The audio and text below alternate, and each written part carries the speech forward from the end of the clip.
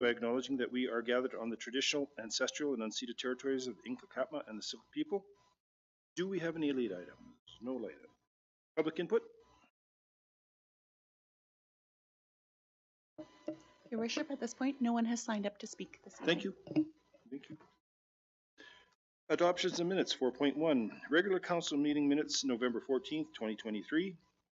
Recommendation that the minutes of the regular council meeting held on November 14th, 2023 be adopted. Councilor Petrosi, Councilor Egan nodded her head. I'll take that. Any errors or omissions? Those in favor? Opposed? Carried. Thank you. General matters, 5.1. Delegations and recognition. Enbridge presentation. Emma Shea, Senior Community and Indigenous Engagement Advisor, and Aaron Latondre, Community and Indigenous Relations Advisor, will present. So I will ask you to come to the mic, and we all have something in our package there. I'll get you to push that button in front of you there, and I'll make you live. There we go. You are up, sure. Perfect. Can everyone hear me? We can. Awesome. Yeah, so thank you for that introduction. Emma is unable to make it today, so it's just going to be me. So my name is Aaron Latondre. I work in community and indigenous engagement for Enbridge. I've been with Enbridge for about a year and a half, and I'm based out of Kamloops. And I work with all the communities, all the First Nation communities from Kamloops all the way to the border at Huntington and Sumas. There. So thank you for that land acknowledgement today. I do also want to acknowledge that our pipeline right-of-ways, our compressor stations, our projects span many unceded traditional and ancestral lands, not just throughout the province, but throughout Canada and North America.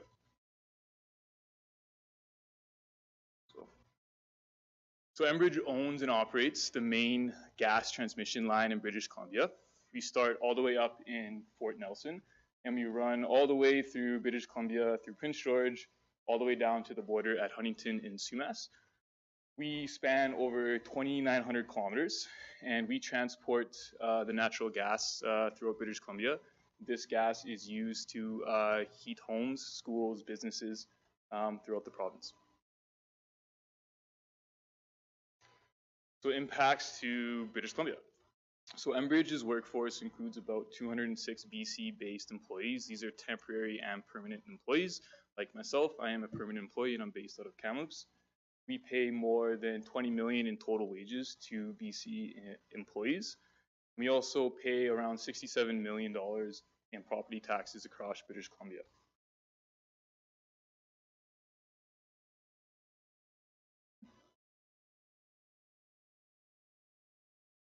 So our taxes is paid to the Thompson-Nicola Regional District, and then that is distributed to the communities. So Merritt, the community of Merritt received just over $3 million for the year of 2022. So I'd be remiss if I didn't talk about our ESG goals. So these are our environment, social, and government goals that really kind of provide the framework of how Enbridge operates, not just within the province, but throughout the country in North America. One thing that I always like to highlight on this slide is our goal to reduce GHG gases by 35% by 2030, and we've already reduced it by 27% since 2018. On to the next slide. So safety is obviously a priority at Enbridge, so I do like just to touch on some of our safety programs and procedures. So we regularly patrol the right-of-way, not just by helicopter, but also by foot. We also have our public awareness and emergency preparedness programs, and then also through community engagement. So whenever we're in the community, whether it be for an event or a public engagement, we always like to hand out brochures on emergency protection and just our safety plans in general. Move to the next slide. So kind of leading from our safety, talk about our pipeline integrity program. So since the fall of 2018, Enbridge has undertaken its most comprehensive integrity program to date. So what our integrity program is we run what we call inline inspection tools throughout the right-of-way, throughout the pipelines within the ground. And what these tools do is they detect any anomalies, any dents, anything like that, anything that's abnormal inside of the pipelines. And it sends all that data back to our data centers. And then our engineers review all that data and they pinpoint the exact location of where these anomalies have occurred. And then what Enbridge does is we go to these locations and we physically dig up that portion of the pipeline and visually inspect it. And then we determine if there needs to be a repair made so we can replace that small section of pipeline, or if we just need to do a coating or add a sleeve or something like that. So there are actually several integrity digs that were completed along the Coquihalla last year, and there are a number of integrity digs that we're planning to complete along the Coquihalla next year as well. So now I'm going to talk about the Sunrise Expansion Project. Okay. So Sunrise Expansion Project, or we like to call it the Sunrise Project, is a proposed expansion of the existing West Coast or BC pipeline system known as what we call T-South. So this project is being driven by the demand for natural gas to serve BC and the US Pacific Northwest. So what this project entails, it includes adding an additional 42-inch pipeline into the ground in what we call looping. So what this would do is this would provide approximately 300 million cubic feet of natural gas transported per day. So if you look at the timelines there, we have already begin environmental field studies of where this proposed pipeline looping would be. We also began geotechnical studies as well, and we're looking to continue those studies into 2024 of next year. And we would start our regulatory filing with the CR in Q2 of 2024, so that would be May, and then looking at construction between 2026 and 2028, and then having an in-service date for 2028. Again. So these are the project components of what Sunrise would be undertaking. So like I discussed, we would be looking at pipeline looping, so additional segments of 42-inch pipeline within the right-of-way. We're also looking at increased compression. So at the existing compressor stations, adding more compression, which in turn increases the amount of gas we can flow through the system. And then also power transmission. So this is something we're looking at, and we'll get into it in the next couple slides, but we're also looking at adding electric-driven compressor station units at the existing compressor stations. And in order to do that, we would have to build transmission lines and tie into existing power to drive those electric compressor station units at the compressor stations.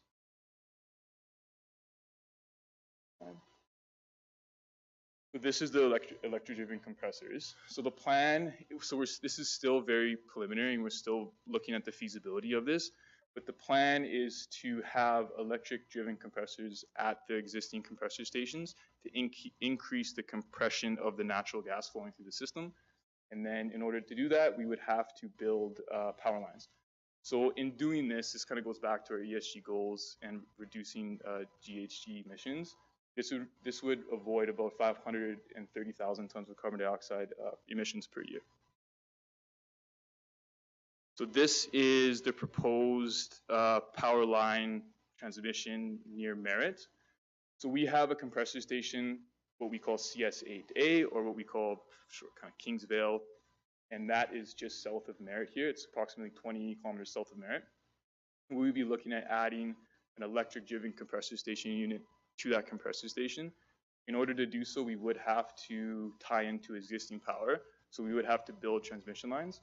So this here is a very preliminary route of where we would look at building those lines. So again, we haven't done any environmental survey or any geotechnical surveying of the power line routing. This is still very preliminary, but we would be looking at following the existing right-of-way for most of the way, and then tying into an independent power producer just south of Merritt there.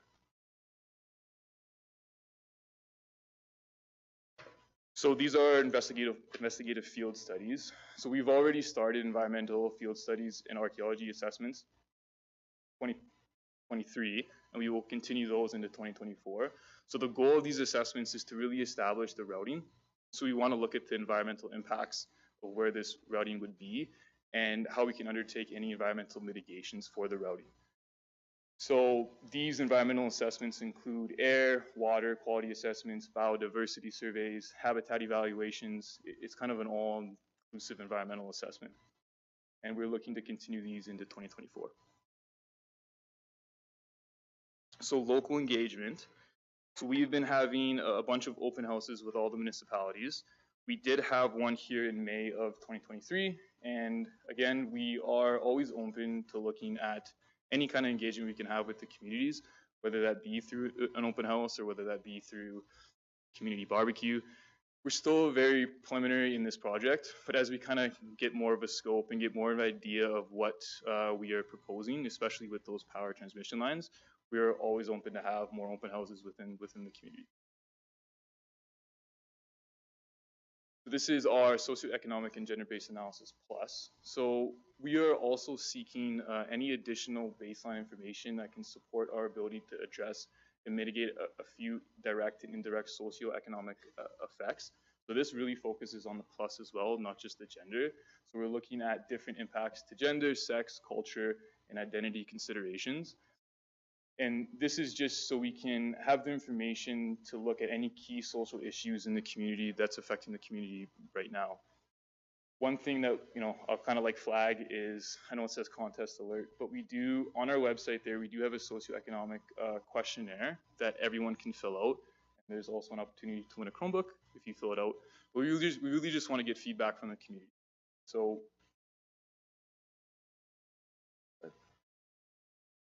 how can Merritt support?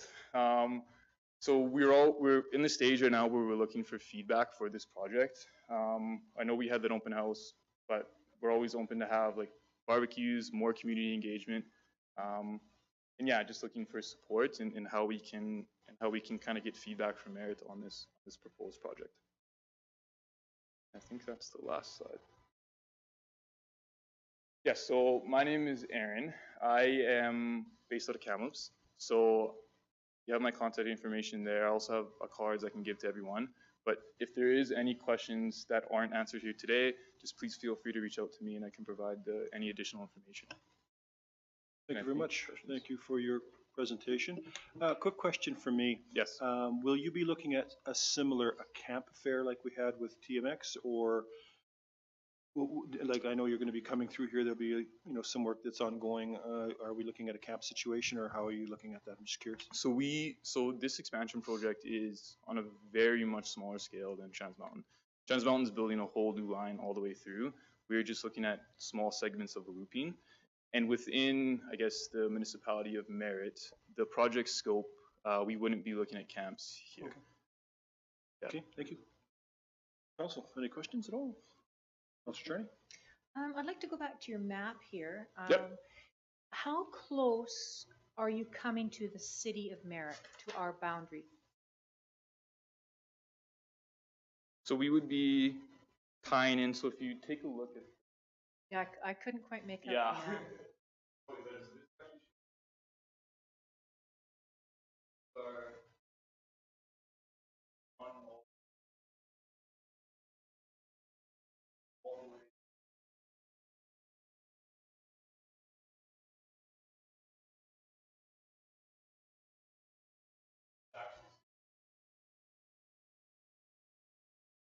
So,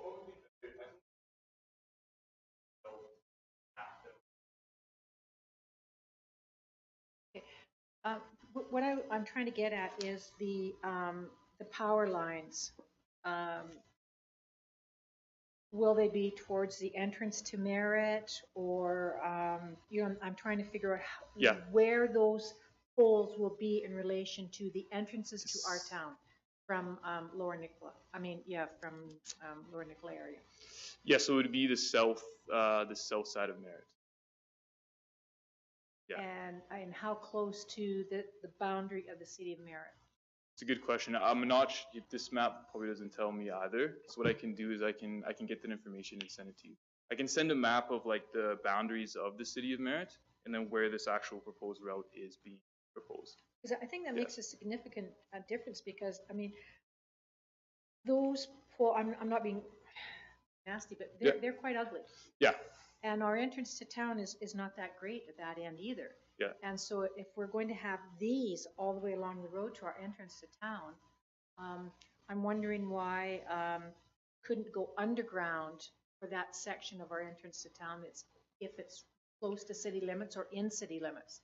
Yeah, no, it's a good question. And I think that's part of the reason why I'm here today, is to like talk about these things, right? So this is Aaron, I'm assuming if you're coming out of Kingsvale, you most likely would tie into the line that's coming up through Lumlum Lake, the big high-performance line that's up there, I'm assuming. Because there's no reason to carry it through the community if you've already got a connection that's fairly short out of town that's already there. So I don't think we'd see any poles coming through the community at all. I don't think we would, to be honest with you. It's the power plant. They need them. Where is the power plant? So we would be tying, so that's actually where we would be tying right there. So it's coming out of Kingsville. So the Kingsville, that's where we bring. Well, originally, when you presented before, it looked like it was coming like Logan Lake way and... No. No? No. So it's not near Chalouse? No. This is the south side of Merritt. Okay. Yep, so this is heading out towards Hope. That makes sense. Okay. And the only reason I mentioned the power line is because at Silga, we met with Enbridge. Yeah, And okay. I can't remember one of the younger ladies that we met with. And Yeah. we did have a conversation about the power line. And she said they most likely would be using that existing power line coming out of Lumlum Lake. Yes. Because it crosses right about where you guys need to be. And I said, okay, that's great. Yeah. No sense inventing the wheel. So we wouldn't be seeing the power No poles that impact are- at all, no, really, then to the city of Merritt? from what I remember her. Yeah, no. Yeah, no.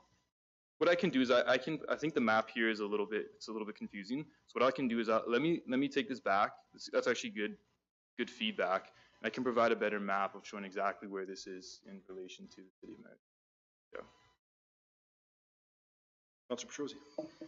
Aaron, thanks for the presentation. Safety-wise, how many maintenance digs actually have taken place since 2018? Hundreds.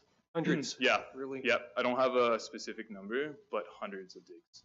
Yeah. Last year we probably did, I want to say upwards of 50 on the BC mainline. Yeah. And then this year we're looking at probably close to the same amount as well.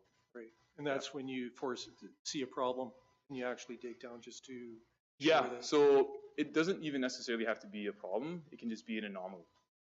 So it could just be something where the data detects something that maybe engineers want to actually look at physically. Yeah. So it doesn't necessarily mean that it's like, a huge problem. It's just something that they want to actually go and inspect visually. Okay, thank you. Yeah.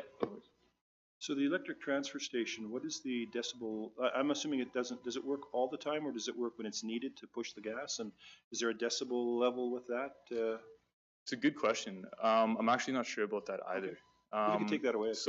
Yeah, I can take that away. What I do know is that we have an existing natural gas compressor station unit there right now, and that's the one that's pushing the gas through. Okay. So when we would add that electrification of a new compressor station unit, we would have both of them working. Any other questions from council? So thank you, Aaron. We'll look forward to you updating us on those questions. And we have met with Enbridge, and we know that they're very open to meeting. So I think we probably would enjoy another visit. And as we get closer, just so the community is in step to what's happening. And I don't want to spring this on people. So I think it's a good idea that we do something in 2024 as you get closer to your Q levels. So thank you very much. Appreciate it. Awesome. Okay. Thanks, everyone. Thank you. And I'll get you to hit your button on your mic there. Thank you very much. All right, moving on. 7.1 bylaws. City of Merritt 2023-2027 Financial Plan Amendment Bylaw 2356. Recommendation that the City of Merritt 2023-2027 Financial Plan Amendment Bylaw 2356-2023 be read a first time. Councillor Egan, Councillor Petrosi. Questions on this? It's in your package. Any questions at all?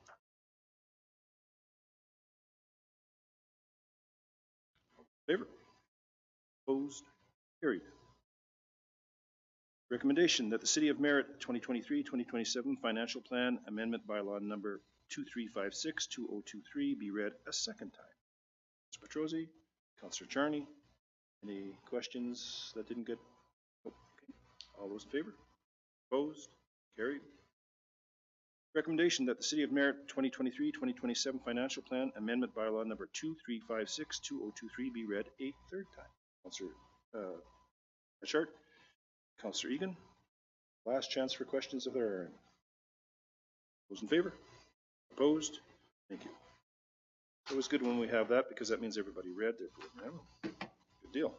Or they didn't read it at all. Thank you. We're not used to a CFO, so we didn't have one last year. So, remedial action requirement 1798 Vote Street. So I'm going to read this whole thing. Recommendation, whereas Section 72 of the Community Charter, SBC 2003, C26 authorizes council for the City of Merritt, the city, to impose a remedial action requirement on the owner or occupier of land in relation to a declared nuisance. And whereas IPL Developments Limited, the owner, is the registered owner of the following property: 1798 Vote Street, PID 03050979, plan number KAP 1793, DL 125, Kamloops Division, Yale District, the property. And whereas council for the City of Merritt have received and reviewed the staff report dated November 9th, 2023 in relation to the property, the report, now therefore the council of the City of Merritt resolves as follows. 1, that based on information contained in the report and pursuant to Section 74 of the Community Charter, the following items and or materials on the property are hereby declared to be a nuisance. A, the partially demolished building, the building. B, the artificial opening in the ground where the basement of the building. And C, any construction debris located on the property, the nuisance items. 2, that pursuant to Section 72 of the Community Charter, the owner is hereby required to A, remove the building from the property. B, remove the nuisance items from the property. C, backfill with clean granular fill all areas on the property to the same grade as the adjacent public highway. And for certainty, the backfill must not include any of the nuisance items or any of the other waste materials. D, restore the site to a neat, tidy, and safe condition. E, carry out the above noted actions in a manner which does not damage adjacent city infrastructure, including but not limited to the sidewalk. The remedial action requirement. 3, that the owner must complete the remedial action requirement within 30 days after notice of this resolution is given to the owner.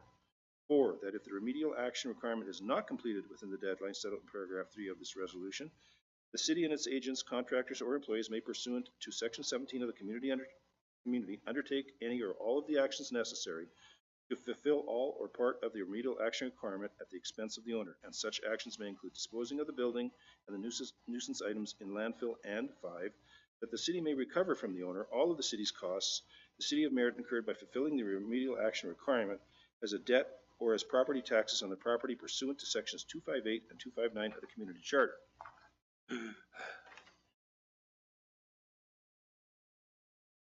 I'm just going to move it and oh, all right. Sorry, there is, thank you, Mr. Mayor, there is this is a quasi-legal proceeding. Okay. Because we are issuing this notice. So the Director of Corporate Services is going to take you through the process that okay. Now that you've read this mouthful. I thought you were going to ask me to read it again. No, no, we will not. Okay. So now that you've read this mouthful, she'll take you through the process. Okay, thank you. Rick. Thank you very much, Your Worship, and thank you for reading that so that I didn't have to. I really appreciate that. I want to start off by acknowledging that there are 2 hearings that will be treated separately, and I'm going to provide a bit of a preamble for what the procedure for the hearing is going to look like. This, as was mentioned by the CEO, this is a quasi-judicial process, meaning that council is independently considering what is being presented from the owner and from staff in relation to the requirements of the community charter and determining if what is being presented meets the standard that's actually set out in the community charter. We also have the community charter here on the screen so that you've got that in front of you. And maybe we'll blow that up a little bit if we can. Not sure if we can make that a bit bigger so it's easier to read. There you go. Thank you. And then we're going to go down to 72.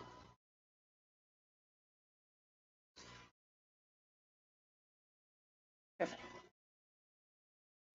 So this matter is being brought forward under Section 72 and 74 of the Community Charter, which provides Council with the authority to make a determination of a declared nuisance.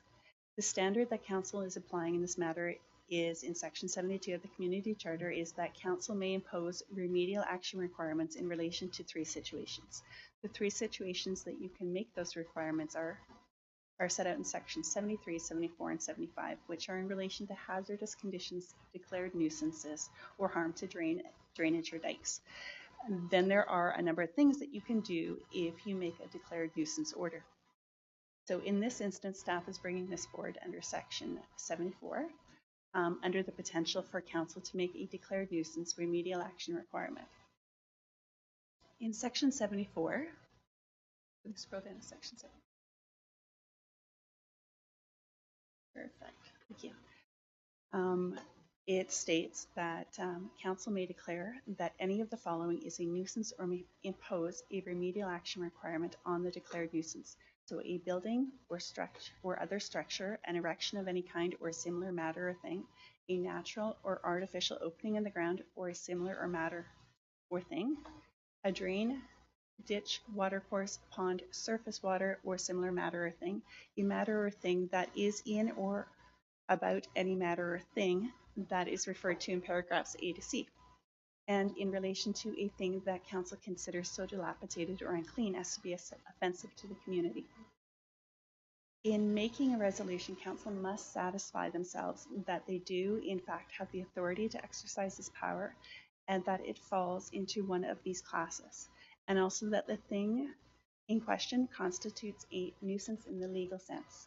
A nuisance is normally defined as something that is harmful or offensive to the public or a member of the public for which there is a legal remedy.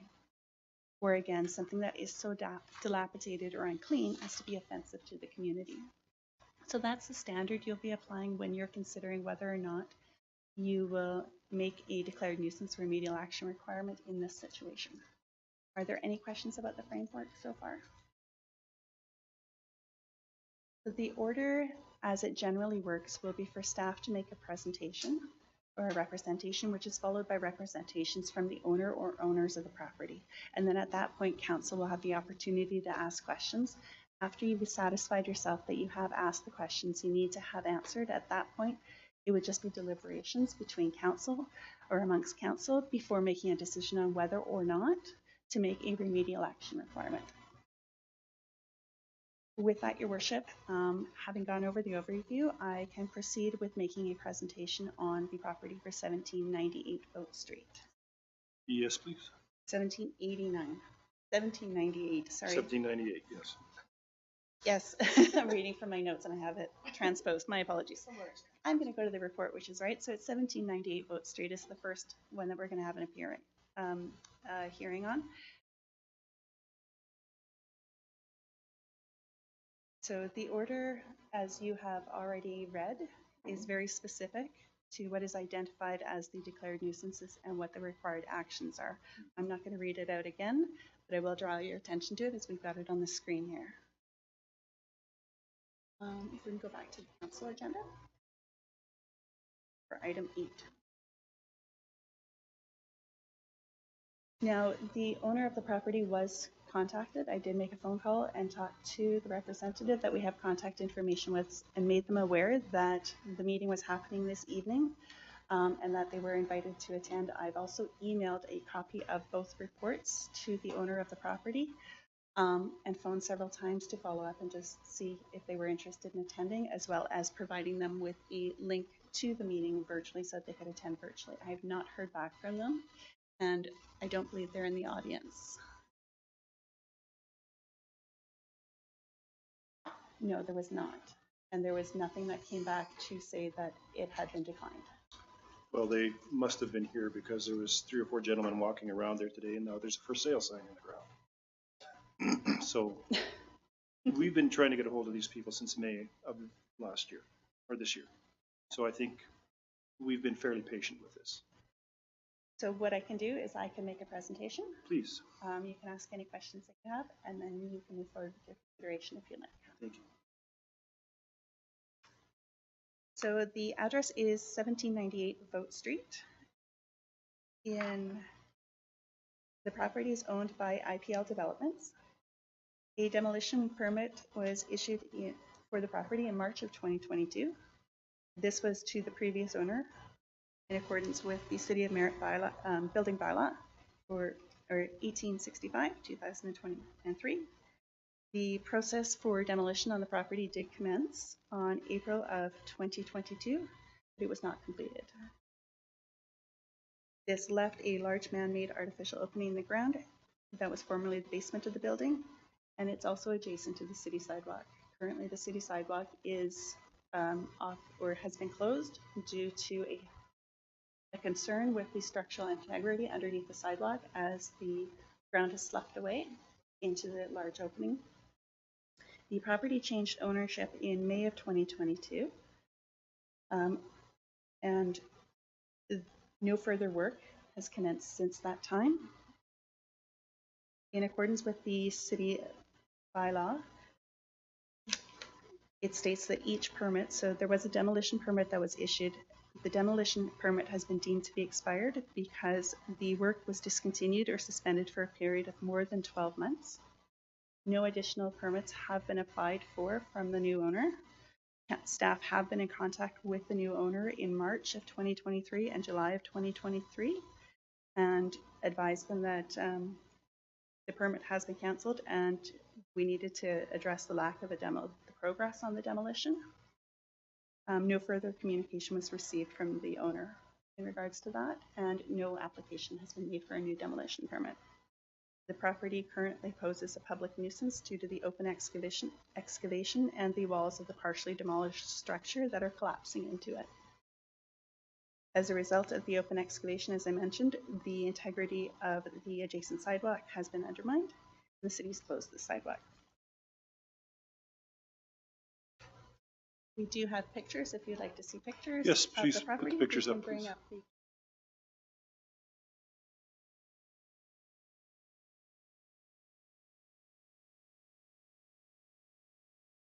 if you click on there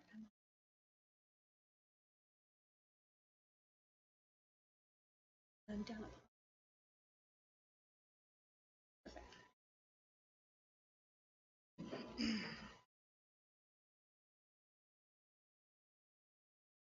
So that is a picture on the property of what is remaining of the basement of the building, and you can see that the walls are starting to collapse in. Mr. Mayor and Council, you can also see that, so that safety fencing was there prior to us closing the sidewalk, and can see now that it's collapsing in. So the site is no longer secure. We will have to make sure that we go in and secure that site once we get this action plan going, because we cannot have that continue to be open to the public. Scroll down. There is one that shows the undermining of the sidewalk, and this one as well.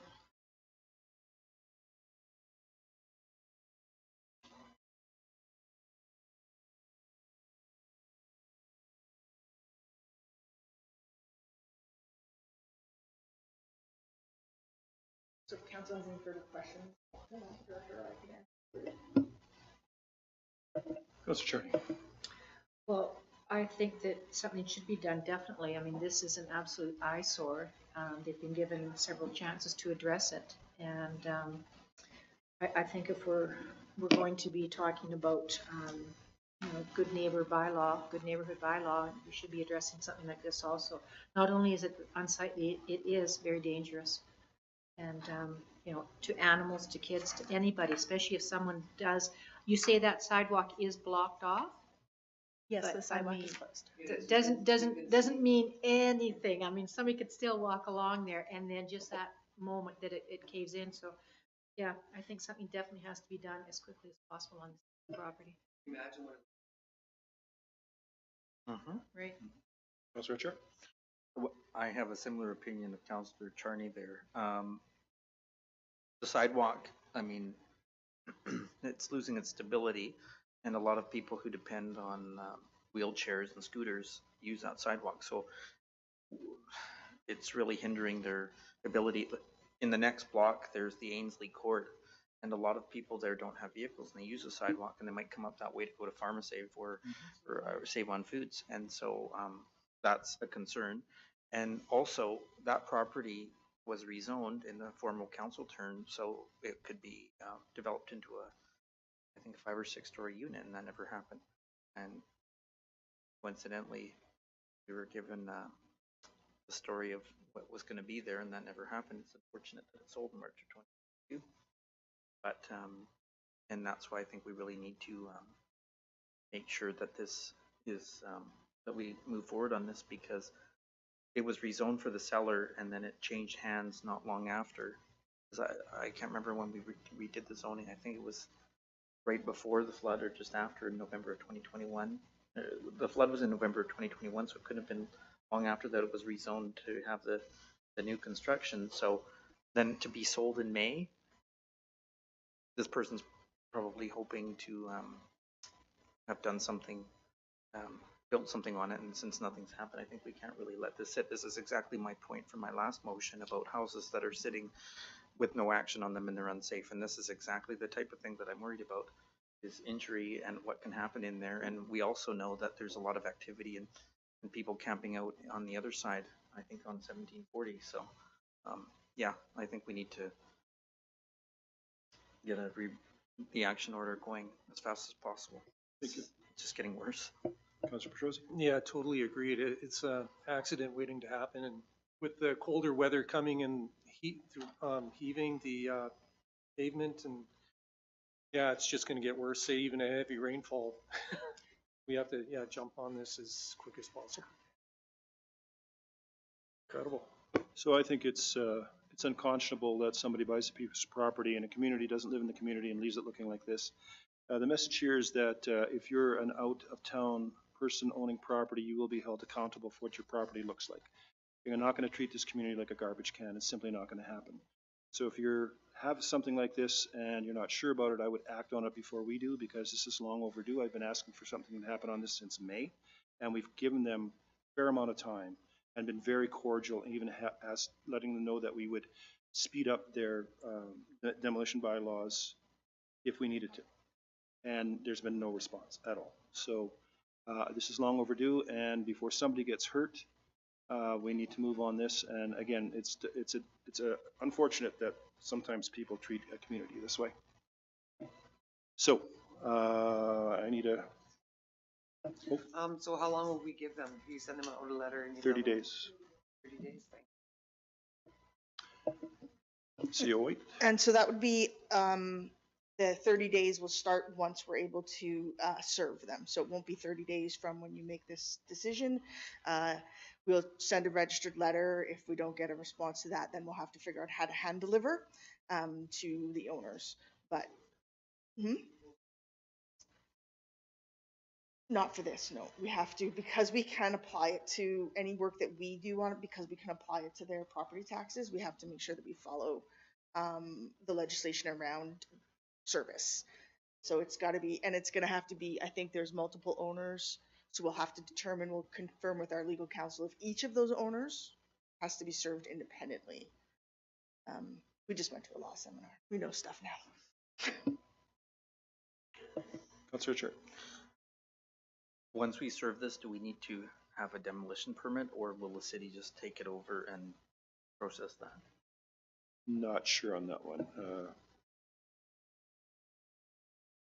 Ms. Brick?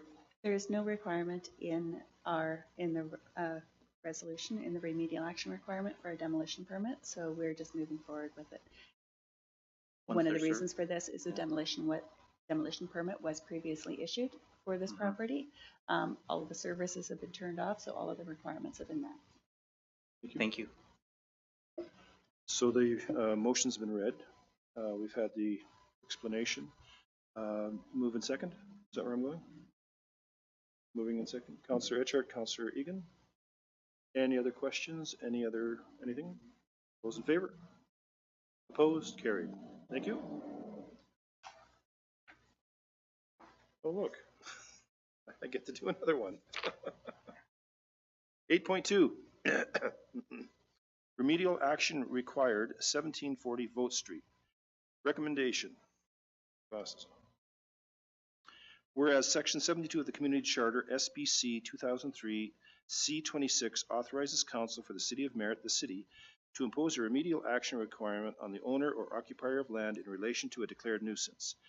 And whereas IPL Development Limited, the owner, is the registered owner of the following property, 1740 Vote Street, PID 011 355 344, Lot C, Plan Number KAP 1793, DL 125, Kamloops Division, Yale District, the property. And whereas the Council for the City of Merritt have received and reviewed the staff report dated November 9th, 2023 in relation to the property, the report, now therefore the Council of the City of Merritt resolves as follows. 1, that based on the information contained in the report and pursuant to Section 74 of the Community Charter, the following items and or materials are hereby declared to be a nuisance. A, the partially demolished building, including its foundations and the remaining walls located on the property, and B, any construction debris located on the property, the nuisance items. 2, that pursuant to the section of Section 72 of the Community Charter, the owner is hereby required to A, remove the nuisance items from the property, B, backfill with clean granular fill all areas on the property to the same grade as the adjacent public highway, and for certainty, the backfill must not include any of the nuisance items or any other waste materials. C, restore the property to a neat, tidy condition, and D, carry out the above noted actions in a manner which does not damage the adjacent city infrastructure, the remedial action requirement. That the owner must complete the remedial action requirement within 30 days after notice of this resolution is given to the owner. 4, that if the remedial action requirement is not completed within the deadline set out on paragraph 3 of this resolution, the city and its agents, contractors, employees may pursuant to section 17 of the Community Charter undertake any or all of the actions necessary to fulfill all or part of the remedial action requirement at the expense of the owner, and such actions may include disposing of the nuisance items in landfill, and 5, that the city may recover the owner all of the city's cost to the city Merritt incurred by fulfilling the remedial action requirement as a debt or a property tax on the property pursuant to section 258, 259 of the Community Charter. Once again, I will hand it over to Ms. Brick. Thank you, Your Worship. This property is 1740 Boat Street, and it's also owned by IPL Developments. Similar to the previous property, there was a demolition permit that was issued in March of 2022 to the owner of the property. Demolition was commenced on the property, but it was stopped prior to completion, and that was in April of 2022. The foundation and parts of the outside walls, we're going to bring up the picture now. The foundation and the outside walls, they are remaining on the property. There is a lot of graffiti that has been done to the property. A lot of the glass has been broken from windows. We have had a number of complaints from neighboring businesses, as well as from people in the community, expressing that this is a nuisance and a desire to have it addressed.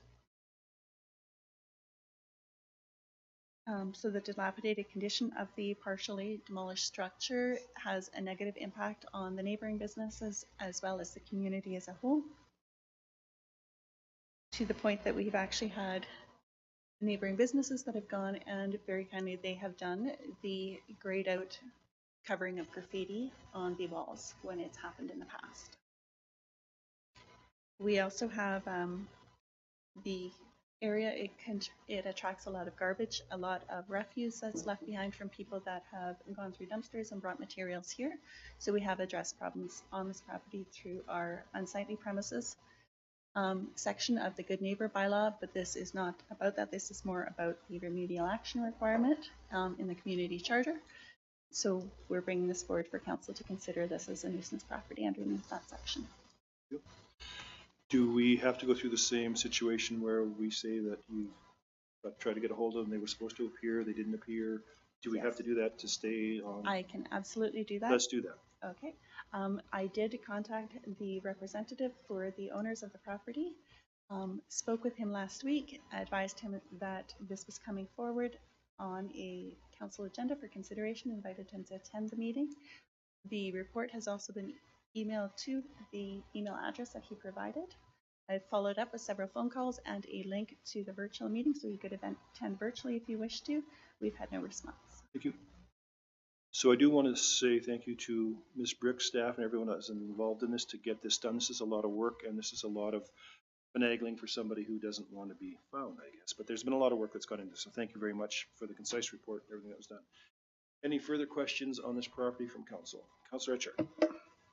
Not so much a question as much as a comment. Yep. Because we have people in town who kind of question things and how they happen, and a lot of time spent maybe by bylaw picking up things that end up at this property, particularly in the summer. So for those who maybe are listening or streaming or hearing the comments, they have to also realize that our bylaw officer spends a lot of time retrieving things that are inappropriate and dirty and unsafe, and So maybe when they're making their complaints about a barking dog or a car parked in front of their home, that this is a time consumer as well as the homeless encampment. So that's why we want to tackle this, so that, you know, people can get their barking dog complaint attended to as well, because this is really dangerous. And I know in the summer there was a lot of people camped out. I think now it's a little cold, but yeah, I know in the summer there was, you could find, yeah, if you drive by it, it can be a mess in the summer, and stinky too. So I'm happy that we're doing something about this. Yes, and I want to convey our apologies to the local businesses that we've worked on this as fast as we can, and we wish we could have brought it in sooner. I know some of the local businesses had some issues and some complaints, but there is a process that we have to go through, and we are going through it. So we are actioning it now, so hopefully this will get done. So, mover. I need a mover on this. Councillor Petrosi, Councillor Etchart. Any other previous questions? Anything? All those in favor? Opposed? Carried. Thank you very much. Will we get a notification when they've actually been served? Thank you. Appreciate that. 8.3, 2023-2026 Strategic Plan. Recommendation is that the Council adopt the City of Merritt Strategic Plan 2024-2026 as presented. Mover? Councillor Charney, Councillor Egan. Questions? Everybody had to go over this. We've had, I want to say, appreciate the time that went into it from Sean Smith and from the new CEO, CEO White. Good job. I think it pointed out everything we're looking for. I think it attacks what we're looking for, and I would hold on to this if I were you, because we'll need it in the future. Councillor Charney. I do appreciate all the work that's gone into it, and I really appreciate the format that has been presented to us. I think it's easy to read and understand. It's not paragraph after paragraph after paragraph. It's to the point and easy to follow, and the time frame is there, and I think it's a job well done. Thank you. I think Councillor Newman would have approved, because this was her thing. She really wanted this to come through. So when I read it, I read it and I immediately thought of Councillor Newman and how much she wanted this to happen as quickly as possible. So I think she would approve it, and I'm really glad it's done. So thank you for all the hard work. All those in favor? Opposed? Carried. Yep. Got it. Notices of motion. Notices of motion. Reports from council. This is, I'm sure if one person goes, we'll all go, yeah, I did that. Oh, Councillor Petrosi gets to the finish line first. Okay. Here he goes. He's got his book out. Let's see. I think it was November 15th. I attended a lunch and learn for snow removal. Very informative. November 17th, I attended a seminar in Kamloops, Accounting 101, and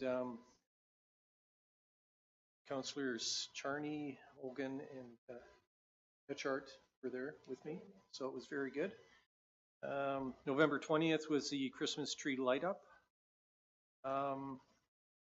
November 23rd was a Christmas concert at the Civic Center. November 24th, Christmas parade. We all took part and handed out candy. And November 26th, breakfast with Santa. And I think we were the first ones there. So. Second, there we go. Adam was actually Cooking. Cooking, yes. So thank you. Thank you. Councillor Charney. November 15th, I went to the same lunch and learn on snow removal. It's one of my pet peeves. So I'm glad to see that Mr. Green has it hopefully under control, and you won't have to hear me harangue him. November 16th, I went to the memorial for the flood at the bridge. The mayor was there and he talked. We also had some Indigenous people that did some drumming. Then a couple of us walked along the dike to Main Street. I thought it was a well-ended event. November 17th, Accounting 101. It was very good. The one thing that I took out of this was make sure you understand the tax implication for every decision. And that's something that, you know, I've said a couple times. Every time we pass the dollar here or we pass the dollar there, it has to come from our taxpayers. So we have to be very cognizant of how we hand out money. November 20th, the tree light up. It was great. Had some hot chocolate, some Christmas carols. November 22, I went to the Transportation Society meeting, and that was very informative. And they are having their annual light tour. So that will be on November 14th, 15th, and 16th. It starts at 6 o'clock at the City Hall, $5. Yeah, right, December, sorry. December. Yes, past November. December 14th, 15th, 16th. Tickets you can get at the transit office. Proceeds all go to the food bank. So I think it was very well attended last year, and hopefully they have the same. And I think it's the 17th. They have an event just for the seniors, from the 2 seniors events, that they take them around town and show them all the lights.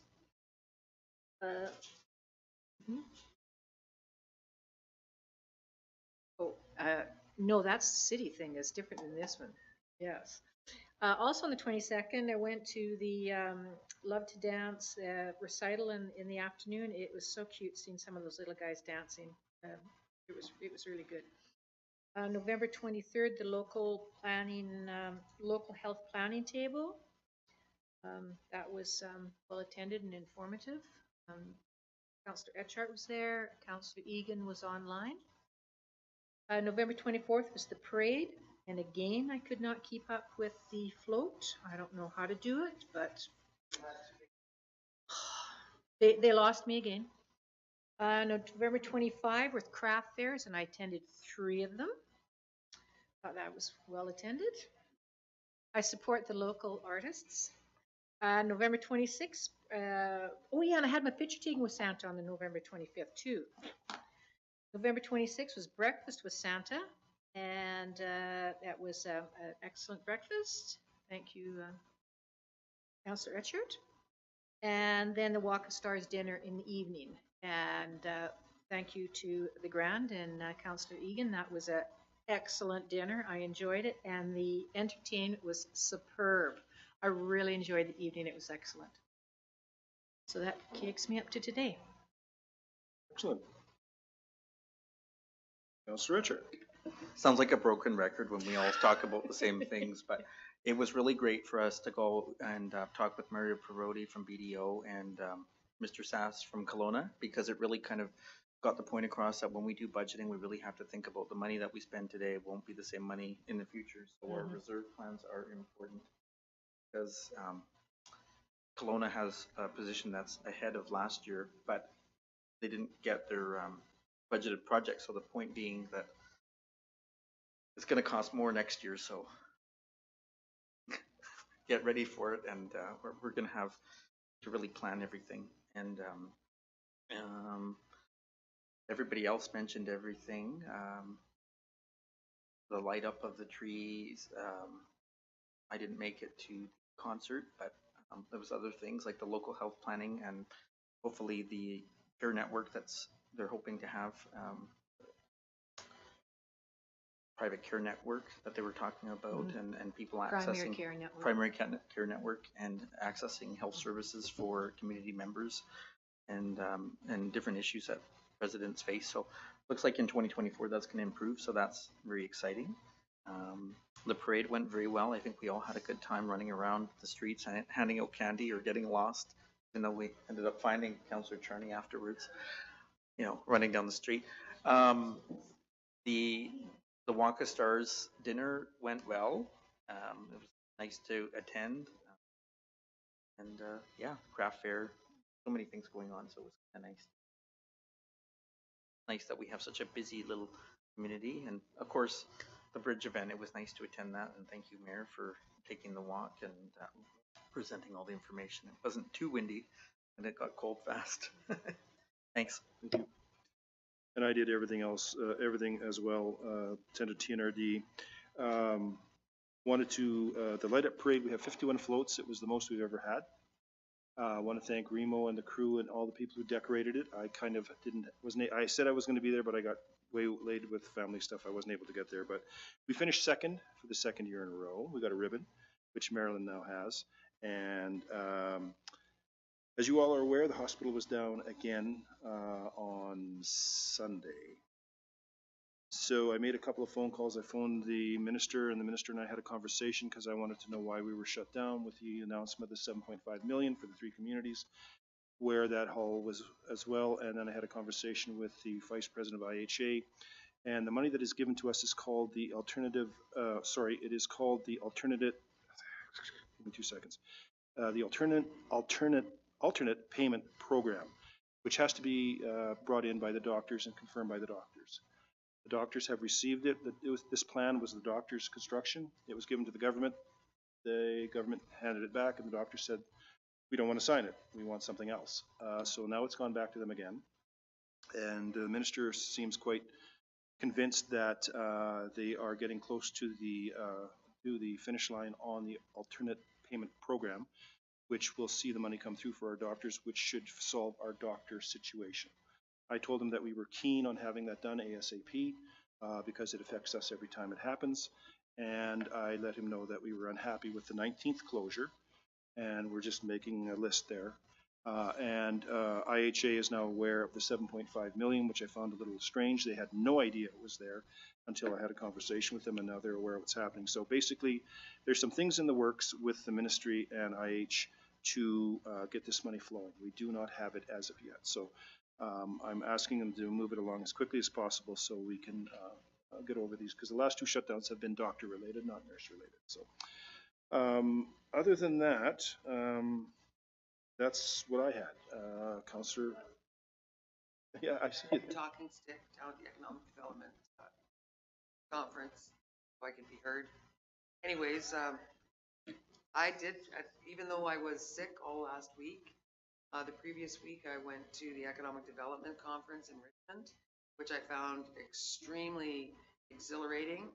I've sent all the councillors packages of everything that we discussed, with exercises, stimulating exercises that we can do for economic development downtown. I sent everybody a business and retention expansion plan summary. It's sort of a step-by-step. Marilyn Christensen, our EDO, our economic development officer, was there as well. And I was the only counselor at that conference, and they were extremely impressed that I was actually a counselor at their conference, and they just wished that more counselors would go to it. We went through ethical economic development, and that's navigating with all the various stakeholders that we have to deal with in economic development, everything from bans to downtown business to businesses coming in. There's just so many exciting initiatives that we could be doing. How to use stats in economic development, First Nations and municipal community economic development partnerships, local economic development strategies. We've got 5 steps, building enterprises in vibrant communities. And the speakers that they had, they just got everybody so involved and so psyched up. I mean, when I first started, when you approached me, you said, "Oh, I'm really glad that you want to run for council because you're a downtown business person." And I was like, "Oh, I don't want to do downtown business." That on those communities, and I found that they basically went nowhere. But this kind of guide and the exercises that we can put people through, we've really got to get on board with this, because otherwise that 286 is going to shut the downtown off. So I don't know how many years we've got left until that's going full force, but we've got to get going and get development and excitement from our businesses downtown to keep people downtown. It's not going to be just, oh, are we going to have a theater down here? It's got to be everybody participating and everybody being so welcome. And the other thing that was really good as far as the economic development is it shed a new light to me on how tourism works with economic development and how they work with the Chamber of Commerce, and how we should be actually working with our designated marketing organization that we've contracted with. And we've got to get that running properly, which apparently we're not. From all the people that I talk to, we should be doing it and handling it a little bit differently than we already are. And like I said, I've sent you guys all, or fellow counselors, I've sent you all the guidelines, see all of those, all the questions to ask. We need to have a sit down and really discuss this. It's, I'm really wound up about it. I'm No. you know, couldn't tell No. you. Yeah. What? Anyways, and it's just on and on and on. You know, I was very money well spent on me going there. And if you ever get an opportunity to go, I encourage all of you to go to it. There's another one that they've got coming up in the spring. Think about it, because they'll light you on fire. And apparently this is a talking stick that I got down there. So get ready for me to be using it. No, I'm not going to hit Paul. The last time. And the other thing that I went to that I've been attending online, economic development, ethical economic development strategies, and I listened to one the other day, and it was phase 3, and it was all about how we can actually. We're talking about. Oh, I guess I can say this. I don't know. We're talking about how to work with First Nations better, and they have to be understood. They have to be able to feel comfortable enough to be able to tell us where their concerns are, where their stresses have been coming from the past. And now that I took that course in the summertime for their cultural safety, that it just, all of this kind of just tied in for me to make it, I understand it a lot more than I ever used to.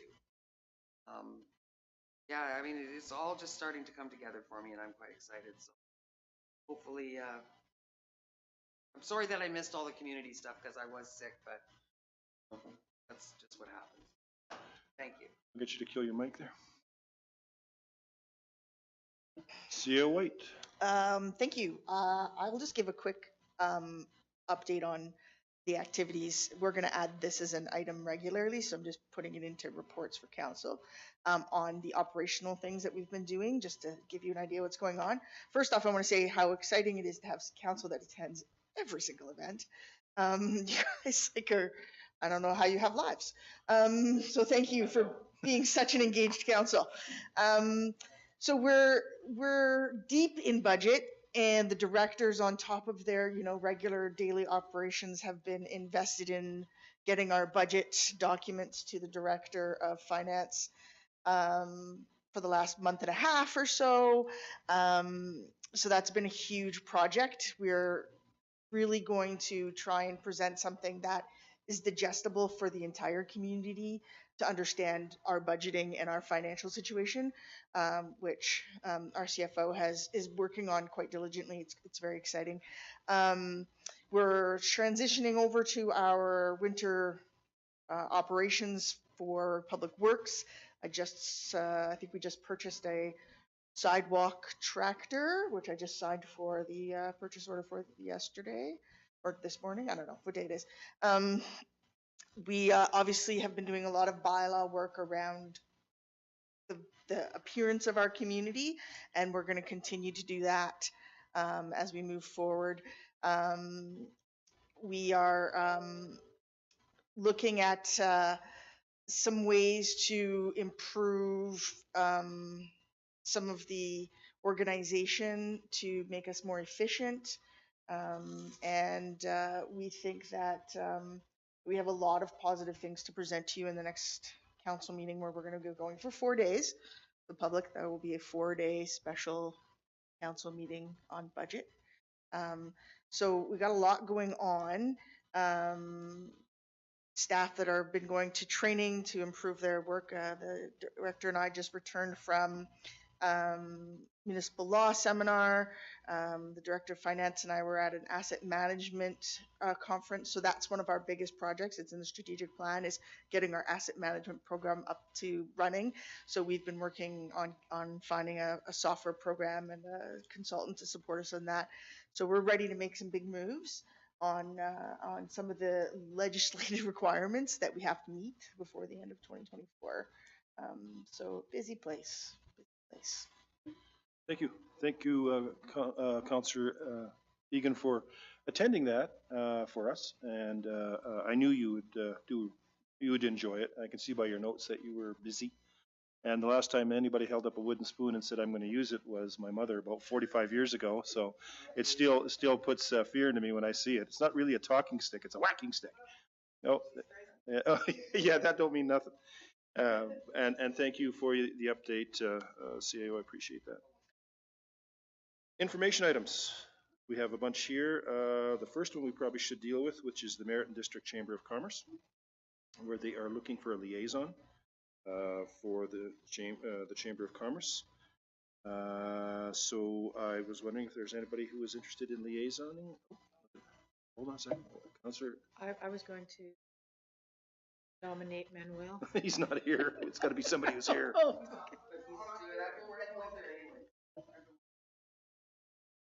So, Councillor Egan, you would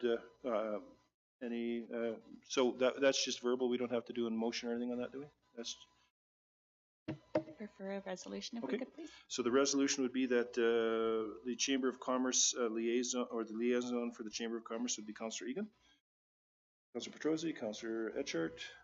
Any other questions? All those in favor? Opposed? Thank you very much. We will let them know that right away. We also have a letter to Minister Farnsworth, letter from Minister Sharma, Nicola Food Bank, and Grant and Aid Report, Merritt Bed Basket Soup Bowl Society, and thank you very much doing that and getting us exactly what we asked for in the grant and aid process. Very happy to see this, and that's exactly what we'd like to see. So thank you, Merritt Bread Basket Soup Bowl Society. And if anybody would like any explanation on the letter to Minister Farnsworth, I'd be more than happy to give it to you if you're not aware of what that's all about. If not, we're good, right? It's pretty self-explanatory.